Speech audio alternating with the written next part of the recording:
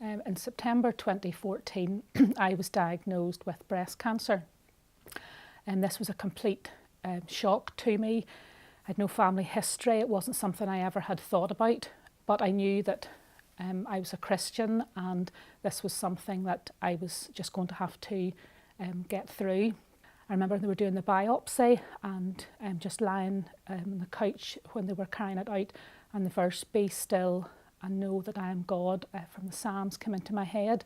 And I knew that night that that was day one of my journey, that God was going to be with me, although I had no idea what way the journey was to go. So at the appointments, they talked to you about treatment and different options, and I basically just wanted to know what was going to happen, and I would get through that, and then I could go back to work, and that would be it dealt with. So the plan basically was for chemotherapy first, and I was to have 6 sessions.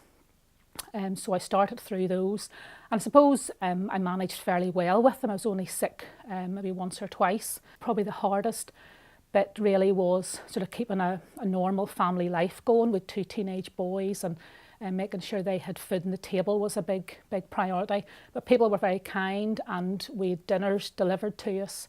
I did lose my hair, and that was quite hard. So in March 2015 then I had a scan in preparation for surgery, and after this then news was delivered to us that things weren't going so well.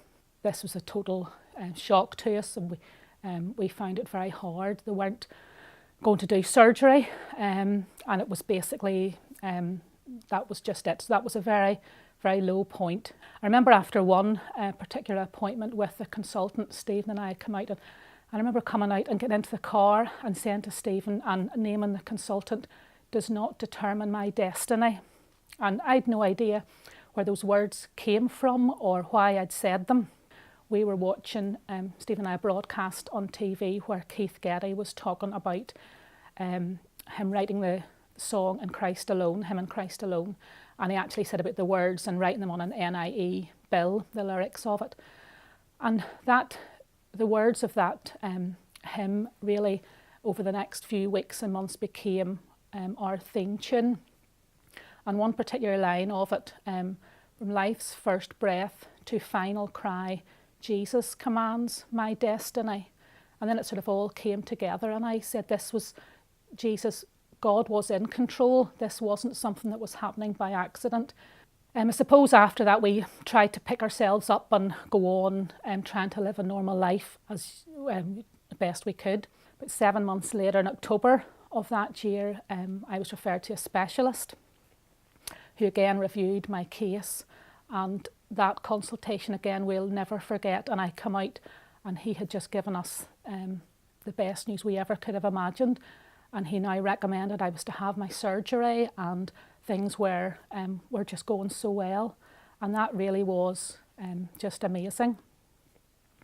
So the surgery took place then in December, and eventually then in February 2016, and 3 weeks of radiotherapy, my journey was complete.